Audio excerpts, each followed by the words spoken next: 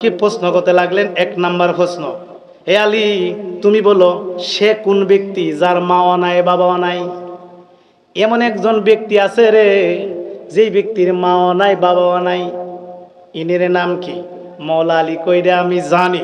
এরপর একটা করো, কই এর পরের প্রশ্নটা হলো, আলী তুমি বলো এমন একজন মহিলা আছে যার মাও নাই বাবাও নাই, এই মহিলাটার নাম কি? মৌলা আলী কই এইটাও আমি জানি। এরপর একটা করো, কই এর পরের প্রশ্ন হলো, হে আলী তুমি বলো এমন একজন ব্যক্তি আছে যার মা আছে বাবা নাই, বলো তো এই ব্যক্তিটার নাম কি? মৌলা আলী কো ব্যক্তিটারে আমি খুব ভালো কইরই চিনি। এরপর একটা করো, কই এর পরেরটা হইলো, এমন একটা পাথর আছে যে পাথরে একটা পশু জন্ম দিছে, পাথরের গর্তে একটা পশু হইছে। পাথরে তো পশু জন্ম দিতে পারে না, কিন্তু একটা পাথরে পশু জন্ম দিছে।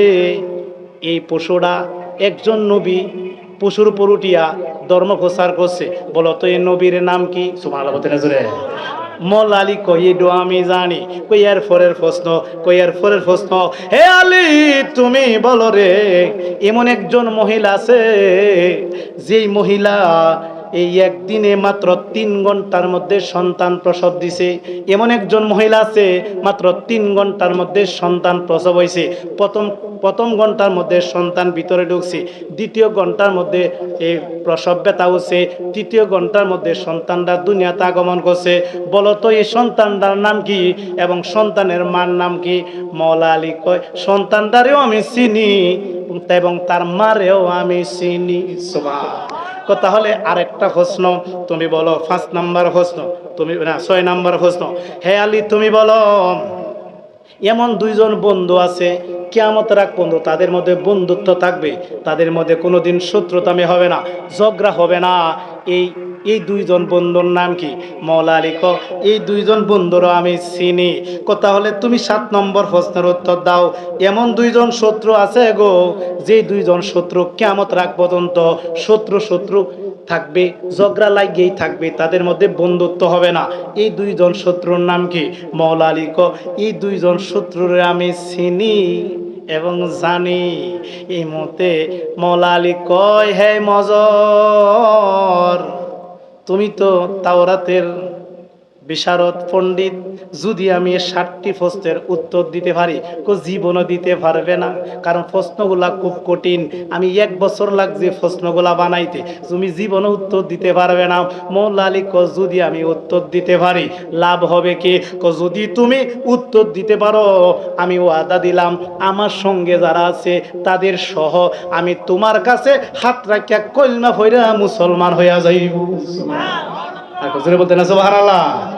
আচ্ছা, যত কঠিন প্রশ্ন হোক, কি বলেন মাওলা আলী উত্তর দেওয়ার মতো ক্ষমতা আছে কি নাই? তো কি করি, লা ইলাহা আল্লাহ ইলাহা আল্লাহ ইলাহা, হায় হায় বহু দূরে মদিনা, আমরা কেমনে যাব জানি না। বলেন বহু দূরে আমরা কেমনে, আমার দয়াল আল্লাহ দয়া কর, দয়াল পুরা মনের বাসনা, লা ইলাহা জোড়ে লা ইলাহা আল্লাহ ইলাহা লা ইলাহা ইল্লাল্লাহু মুহাম্মাদুর রাসূলুল্লাহ সাল্লাল্লাহু আলাইহি সাল্লাম।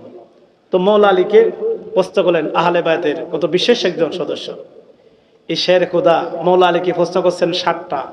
মৌলা আলী বললেন আমি যদি উত্তর দিতে পারি মজর লাভ হবে কি? তুমি উত্তর দিতে পারবে না? যদি পারি, যদি পারো আমি ওয়াদা দিলাম আমি তো হবই, আমার সঙ্গে যারা আছে সবারই নিয়া তোমার হাতে হাত রেখে কল্যাণ হইরে আমরা মুসলমান হয়ে যাই। মৌলা আলী বললেন, হে মজর লেখে না উত্তর। 1 নাম্বার, তুমি বলছো এমন একজন ব্যক্তি আছে যে ব্যক্তির মাও নাই বাবা নাই, এই ব্যক্তিটার নাম কি? মৌলা আলী কো মজর রে, এই ব্যক্তিটার নাম হলো আমাদের আদি পিতা আদম আলাইহিস সালাম। জোরে কোন সুবহানাল্লাহ। কি হলো, আদম আলাইহিস সালামের কোনো মা বাবা আছে? হ্যাঁ, আনসার সঠিক, আনসার সঠিক। তাহলে 2 নাম্বার প্রশ্নের উত্তর দাও। 2 নাম্বার প্রশ্ন কি? 2 নাম্বার প্রশ্ন হলো, এমন একজন মহিলা আছে রে, যে মহিলার মাও নাই বাবাও নাই, এই মহিলাটার নাম কি? মাওলা আলী বলেন, এই মহিলাটা হইল আমাদের আদি মা, মা হাওয়া আলাইহিস সালাম। সুবহানাল্লাহ। হ্যাঁ, আনসার সঠিক। তাহলে তুমি 3 নাম্বার প্রশ্নের উত্তর দাও। 3 নাম্বার প্রশ্ন কি? এমন একটা ব্যক্তি আছে যার মা আছে বাপ নাই, এই ব্যক্তির নাম কি? মাওলা আলী কয়, এইটা ব্যক্তি মানে একজন নবী, ইনি হলো ঈসা আলাইহিস সালাম, উনার মা আছে বাপ নাই। জোরে কোন সুবহানাল্লাহ। হ্যাঁ, আনসার সঠিক। কথাটা তুমি 4 নাম্বার প্রশ্নের উত্তর দাও। এটা কঠিন, তুমি পারবে না। যে কি? এমন একটা পাথর আছে, যে পাথরে পশু জন্ম দিছে, এই পশুটার উপরে উঠিয়ে একজন নবী ধর্ম প্রচার করছে। বলতো এই নবীটার নাম কি? সুবহানাল্লাহ। কি কষ্ট হইতাছে বাবা? একটু আওয়াজ দিয়ে, আওয়াজ না দিলে বাবা ভালো লাগে না। আপনাদের এই কুমিল্লাতে তো আমি অনেক আসি আলহামদুলিল্লাহ। কুমিল্লার মানুষ কিন্তু আহলে সুন্নাত ওয়াল জামাতের ওয়াজ শুনতে শুনতে, বাবা রিজভির বয়ান শুনতে শুনতে অনেক জ্ঞানী হয়ে গেছে। এখানে আমাদের আর ওয়াজ পড়ার কিছু থাকে না, তবে আমরা শুধু পিছনের কথাটা শুধু স্মরণ করাই দিই মাত্র। কথা ঠিক না বেনে?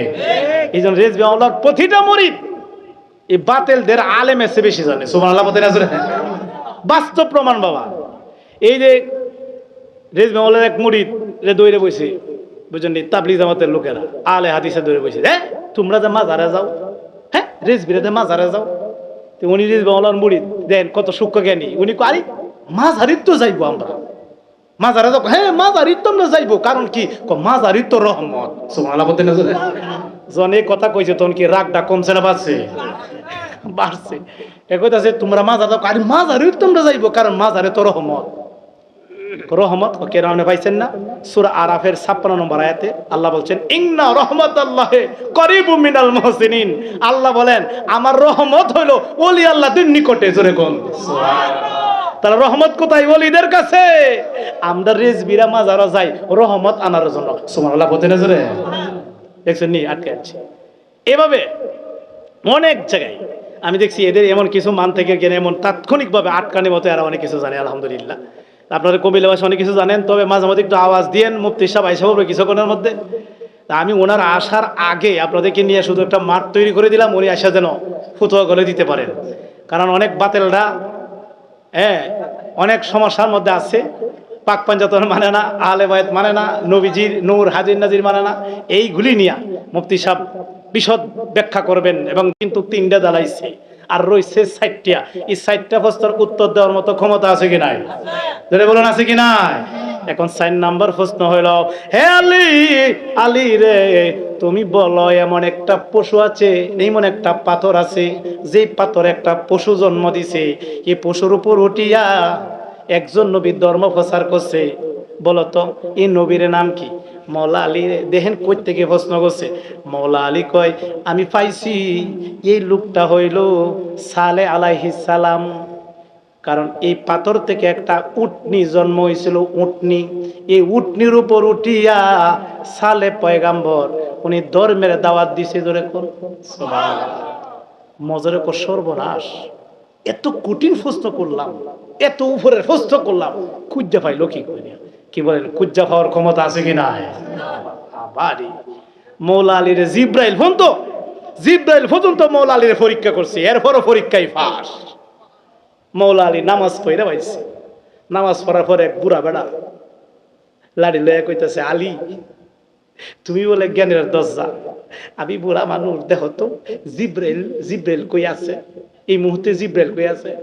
মৌলা আলী কয় আচ্ছা বাবা দাঁড়াই না, আমি দেখি কই আছে। সুবহানাল্লাহ। বলতে না জোরে। মৌলা আলী চক্ষু বন্ধ করিয়া সারা পৃথিবী খুঁজছে, নাই। প্রথম আসমানে গেল, নাই। দ্বিতীয় আসমানও নাই, তৃতীয় আসমানও নাই, চতুর্থ আসমানও নাই। এটা গেল কই? আরশের ফায়ার দিকে দেখেন নাই, খুঁজা পাইতেছে না। এই মুহূর্তে মৌলা আলী কয় বুড়া বাবা গো, আমি তন্ন তন্ন কইরা খুঁজছি, জিব্রাইলকে কোথাও পাওয়া যাচ্ছে না। আমার বিশ্বাস আপনি বুড়া বাবাটাই হইলেন জিব্রাইল। জোরে কম সুবহানাল্লাহ। জিবেল কো বাবারি বাবারি দেখছো আমার এখন তো খুঁজে বের করে ফেলছি। উনি কত সূক্ষ্ম জ্ঞানের অধিকারী ছিলেন মৌলা আলী রাদিয়াল্লাহু তাআলা। তো একটা কথা বলবো বাবা, এই মৌলা আলীকে নিয়ে কিন্তু দুইটা গ্রুপ হয়েছে, একটা রাফিজি একটা খারিজি। রাফিজুর শিয়া, একটা খারিজি। মৌলা আলী সম্বন্ধে আমার নবী বলছেন, আলী তোমারে নিয়ে দুইটা গ্রুপ হবে, এই দুইটা গ্রুপ ধ্বংস হবে। তোমার নিয়ে দুইটা গ্রুপ হবে, দুইটা গ্রুপ ধ্বংস হবে। একটা হলো তোমার সম্মান বেশি বাড়াইব, অতিরঞ্জিত করে রাখবো, এটা হলো রাফিজি শিয়া। আর একটা দল বাইব, এটা হলো তোমার সম্মানটা সবচেয়ে ছোট করবো, খাটো করবো, এটা হলো খারিজি। দুইটা জাহান্নামী, দুইটা এই মনে করেন ধ্বংস হবে, নবী বলছেন।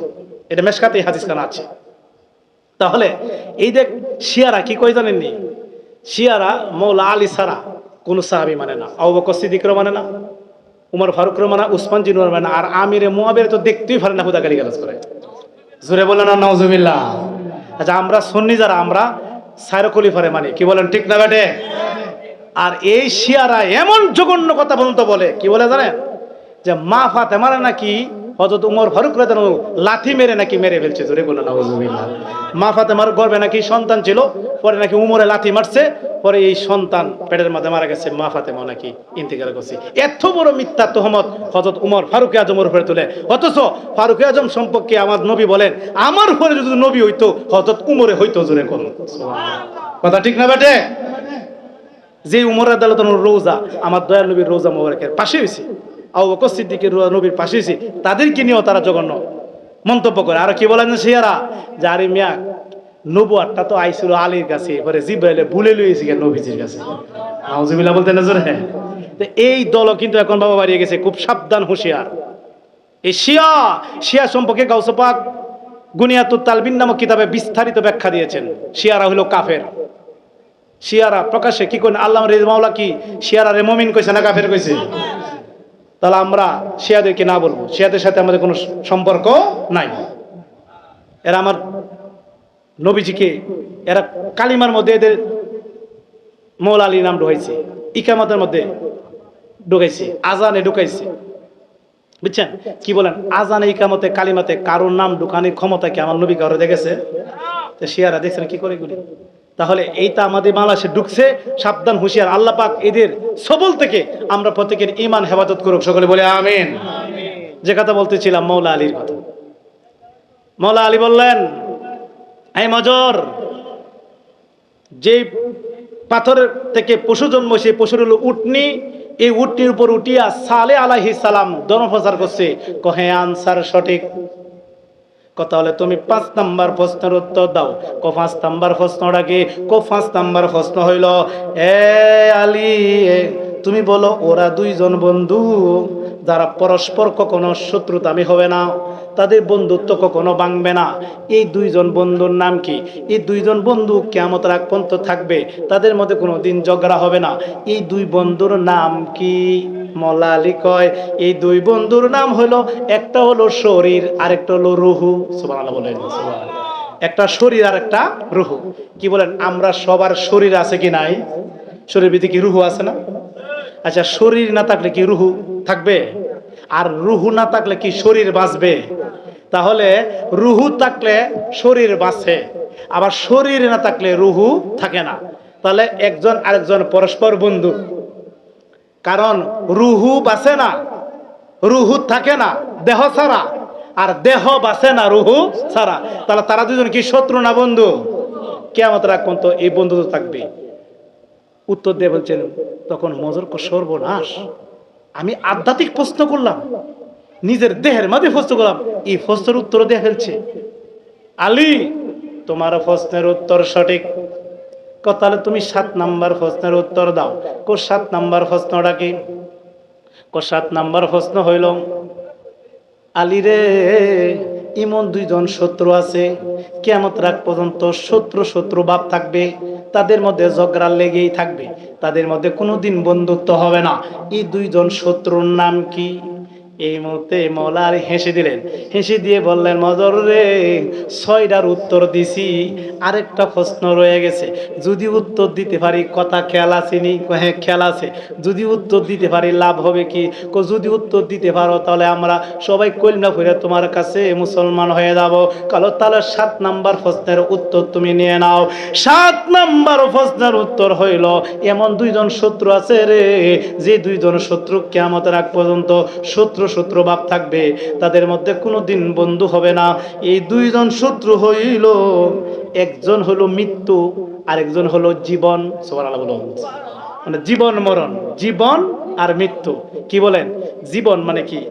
আমাদের যে আত্মাটা বের হতে চায় না, কিন্তু আজরাইলে বের করে নিয়ে যেতে চাই।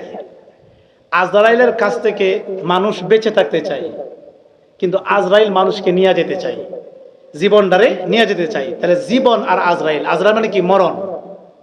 জীবন আর মরণ এরা কিন্তু ঝগড়া। মরণে চা জীবনকে নিয়ে যেতে, আর জীবন চাই মরণ থেকে বেঁচে থাকতে। তাহলে কি এই জীবন মরণ, এই দুইটা কি বন্ধু না শত্রু? শত্রু। আমার কথা কি বুঝছেন আপনারা? তাহলে এটা জীবন মরণ হলো শত্রু। এই 2 শত্রু সবসময় শত্রু ভাব থাকবে, এদের মধ্যে কোনো বন্ধুত্ব হবে না। এরা চাইবো 2টা নিয়ে যেতে, আর ওরও চাইবো জিব্রাইল আজরাইলের কাছ থেকে বেঁচে থাকতে। তখন উত্তর দিয়ে ফেলার পরে মজর কহে আনসার সঠিক। যদি সঠিক হয় তাহলে কথা কি ছিল? এই মতে মজর বলল, আলী রে, অনেক মানুষ এই প্রশ্নগুলা করলাম, কেউ এটার উত্তর দিতে পারে নাই, তুমি তো সঠিকভাবে উত্তর দিয়ে ফেলছো, তাহলে আর লেট করো না, আমাদের সাথে যারা আছে সবাইকে আমরা একসাথে পড়াইয়া দাও মধুর কালিমা লা ইলাহা ইলাহা লা ইলাহা জোড়ে লা ইলাহা লা ইলাহা লা ইলাহা ইল্লাল্লাহু মুহাম্মাদুর রাসূলুল্লাহ সাল্লাল্লাহু আলাইহি ওয়াসাল্লাম। সবাই মুসলমান হয়ে গেলেন। তাহলে একটু নিজেই অনুমান করে দিতে পারেন মৌলা আলী কত সূক্ষ্ম জ্ঞানের অধিকারী ছিলেন। এখানে যারা বসছেন, মুফতি সাহেব কিছুক্ষণের মধ্যে চলে আসবেন। আমাকে বলছে, ভাই আপনি যান, আমি আসতেছি। আমি মোটামুটি এখন একটা পরিবেশ হয়েছে, মুফতি সাহেব কথা বলার মতো পরিবেশ হয়ে গেছে, ইনশাল্লাহ উনি চলে আসবেন। আর আমি অনেক দূর থেকে আসছি, কালকে আমার প্রোগ্রাম আছে, এরপরের দিনও প্রোগ্রাম আছে, আবার তো যাইতে হবে, একটু রেস্ট নিতে হবে, কালকে আবার কথা বলতে হবে। আর আপনারা দোয়া করবেন, আমি কিন্তু ইন্ডিয়ার জন্য ভিসা অলরেডি জমা দিয়ে ফেলেছি। আবার 15 দিনের সফরে আমি চলে যাচ্ছি। আসামের প্রায় 30টা জেলা ঘুরে আসবো। এখানে বিভিন্ন জেলাতে আমার লোকজন রয়েছে আলহামদুলিল্লাহ। আমি 200 কালো টুপির অর্ডার দিয়েছি, এই কালো টুপি বানাচ্ছে, এটা নিয়ে যাব। একবার 400-500 টুপি দিয়ে আসছি, আবার 200 নিতেছি ইনশাল্লাহ। এই কালো টুপি শুধু বাংলাদেশে না, এখন ইন্ডিয়ার মধ্যে অনেক কালো টুপি ইনশাল্লাহ হাজির করছি। তারা কালো টুপিতে হাঁটে, ইন্ডিয়ার লোক কিন্তু এই দল করতে হবে, কালা টুপি পাইল কই, ইন্ডিয়ার এই কালো টুপি করতে হবে। তখন আমি বললাম, কেন ভাই কালো টুপি কি হারাম? না, আমরা তো সব একজাত করে ফেলতেছেন, এটা কারণ কি? আমি কই, এটা হলো আমাদের দরবারের ইউনিফর্ম, কারণ আমরা কালো টুপি থাকলে এটা বুঝার আর বাকি থাকে না, এটা রেজবিয়া দরবারের মুরিদ। কথা ঠিক না বেটে? আজকে দেখেন ঢাকাতে আমরা যখন যাই, যখন ভাই মাথার মধ্যে টুপি থাকে, আমাদের পীর ভাই কিন্তু দৌড়ে একক, ভাই আমরা পীর ভাই, হ্যাঁ বাড়ি কই, মানে বুঝালা এই সিলটা দেখে। কথা ঠিক না বেটে? আমি মনে করি বর্তমান যুগে এই কালো টুপিটা হাঁটাটা, কালো টুপি মাথায় নিয়ে হাঁটাটা একটা জেহাদ। কথা ঠিক না বেটে? কালা টুপি দেখলে এরার ভিতরে কিন্তু পানি থাকে না, কারণ এরা জানে যে রেজবির মুরিদরা রেজবি সাহেব এমন ট্রেনিং দিয়ে দিয়েছে, ইতানে জীবনটা দেলাইব তবু নবী ছাড়তো না। কথা ঠিক না বেড়ে? কথা ঠিক না বেড়ে? আমরা জীবন দিয়ে দিব তবু ইমান দিব না, এই ট্রেনিং তো রেজবি বলে আমরা দেখেছি। তো বাবা, আপনারা কুমিল্লাবাসী অনেক ধন্য, বাবা রেজবি আপনাদেরকে অনেক ভালোবাসতেন। উনি আলোচনা আমাদের প্রায় বলতেন, আল্লাহ কুমিল্লাবাসীর সঙ্গে আমার হাসন্ন শুরু করো। কথা ঠিক না বেটে? এই মহব্বত, কতটুকু মহব্বত আপনারা কামাইছেন যে কথাটা বলছেন। আসলে আপনাদের কুমিল্লাবাসী যে প্রেম, আদাবুল মুরিদিন, পীরের প্রতি যে প্রেম, যে ভালোবাসা আপনারা দেখাইছেন, এটা অসাধারণ। আমরা অনেক জেলার মুরিদ রিজভি দরবারে আছে, কিন্তু কুমিল্লাবাসীর সাথে কোনো তুলনা নাই। এই জন্য রিজভি মাওলা জানছে যে আমারে ওরা আত্মাতে ভালোবাসে, তাই রিজভি বাবার প্রেমিকরা কথা বলছি, বাবা অনেক হ্যাঁ, ইমান ধ্বংস করার দল অনেকভাবে বাবা বেরিয়ে গেছে। আমি আপনারা আমার তরিকত টিভি দেখবেন, আলে খবিশরা, এই যে রাজ্জাক বিন কাজ্জাব বিন ইউসুফ, কি কইছে জানেন? নবীজির মুখ পরাতে নাকি দুর্গন্ধ বাইরিত। নাউজুবিল্লাহ কইতেন। চিন্তা করছেন? আমি কিন্তু এটার বিরুদ্ধে ভিডিও বানাইছি, আমি ফতোয় স্বামী থেকে দলিল দিয়েছি, এবং এই বুখারী শরীফ মুসলিম শরীফ থেকে দলিল দিয়েছি যে সহি সনদে এই হাদিসগুলো বর্ণনা করছি, এবং এরা আঙ্গুল দিয়ে দেখাই দিছি। এই কি কইলে তুই? 1400 বছর যাবত কত মানুষ হয়ে গেছে, কারো মুখ দিয়ে এই ধরনের কথা বের হলো না। নবীজির মুখ মোবারক থেকে দুর্গন্ধ বাইর, ইহুদিরা পর্যন্ত বলে নাই, খ্রিস্টানরা পর্যন্ত কথা বলে নাই, একটা হিন্দু লোক হয়ে কথা বলে নাই। তুই নবীর দাঁড়িয়ে রেখে নবীর টুপি মাথায় দেখ, নবীর মুখ থেকে মুখ মোবারক থেকে দুর্গন্ধ বাইতো। নাউজুবিল্লাহ কইতে না জোরে? তাহলে বোঝা গেল তো বাবা, ইহুদিদের এজেন্ট, এরা মুসলমানের ভেষ দইরা ইসলামকে ধ্বংস করতেছে। কথা ঠিক না বেটে?